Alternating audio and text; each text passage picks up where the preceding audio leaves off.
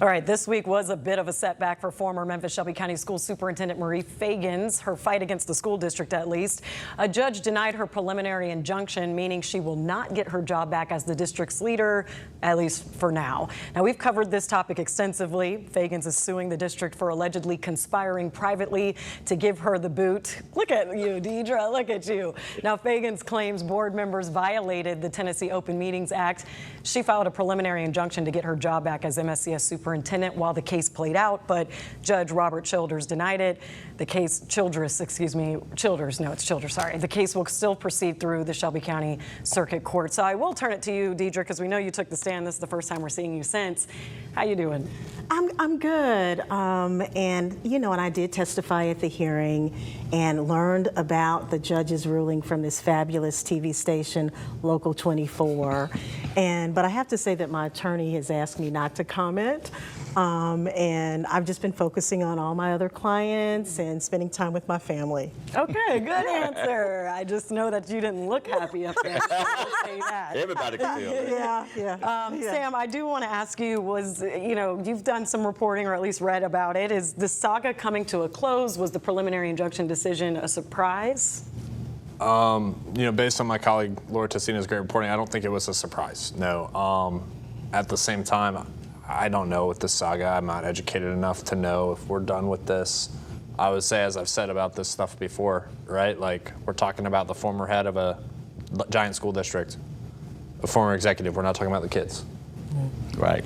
That's it. That's really true. Okay, Yeah. Otis, last word on this before we move on. I agree. We're not talking about the kids. Every day we spend talking about this argument, we're talking less and less about the kids, and that's a shame. I'm not surprised by the Judge Childers' decision because he found that there was not going to be any irreparable harm if we don't put her back. But there could be some irreparable harm to the school system itself. They already have a superintendent, and they're moving on with the school year. So I'm not surprised by that. But it's not over. We'll see what happens. But I just think the support that former Superintendent Feagins had at the beginning of the year, that has waned quite a bit because of some of the things that she has done. Okay, we're going to take a hard turn here. Keep that one short and sweet. Now to the Shelby County Commission's decision, that determines how long MSCS board members can hold their seat. Moving forward, starting in 2026, newly elected school board members will get a fresh start. Even if they've already been elected twice, all board members start with a clean slate as if this was their first time in office. Board members would then be limited to 2 4-year terms. Now, this would mean that members like Michelle McKissick, who was elected in 2018, could theoretically serve up to 16 years, and members like Tawana Murphy, who were elected in 2024, could serve up to 10 years. But here's a little bit of the back and forth between how people are feeling about this decision.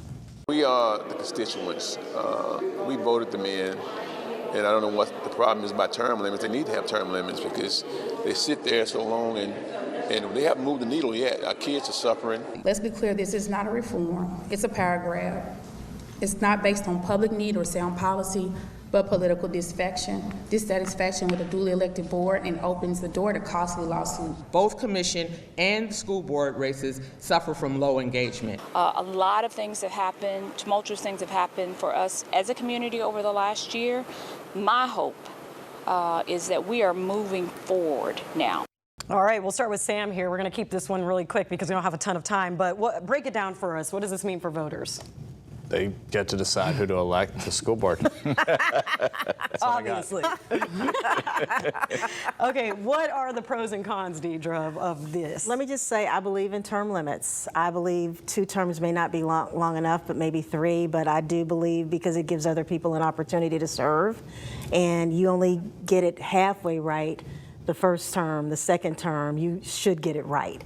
And so I think it makes sense all the way around. I believe in term limits. Now, worst case scenario for the group that came in 2024, if they don't get reelected, then they only served 2 years of their term. And that's okay.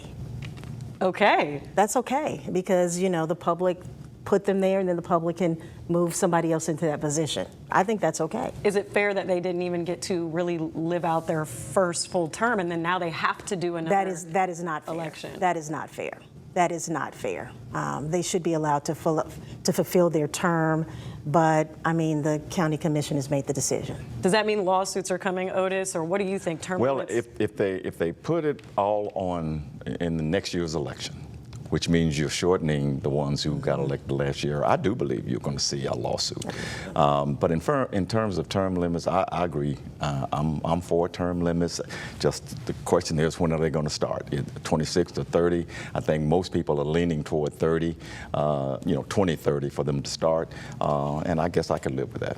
Now, one thing that was tabled, this is going to be the last point here because we are moving fast and we got a lot, but the aligning of the elections with the county commission as well is tabled, that vote, until early September. A lot of people think they should stay staggered. What's the benefit of staggering? I mean, voter turnout, we're talking here. Sam, you want to take this one? I mean, there was a reason, like when we set up this country, right, that there was Congress, which everyone gets reelected at the same time, and there's the Senate. I think it's probably, people make their voice heard. Do you want the school board to be more like the Senate or Congress? Like, do you want to be able to clean house all at once, or do you want continuity? I think that's a real question to me. Yeah, I agree. But I also agree with the notion that it could increase voter turnout. If you put it with the county mayor's election, if you put it with the county commission's election, in theory, you'll increase the turnout. Well, I just think it's one of the longest ballots in the history of the universe, this count. True. So, it might be overshadowed, but I do believe staggered terms make a lot of sense because there's some historical knowledge associated with, a group of school board commissioners serving and a new group coming in. So I believe staggered terms make a lot of sense. Okay, good. We'll end on that one, and we're going to keep the local elections discussion talk continuing after the break, so stay with us.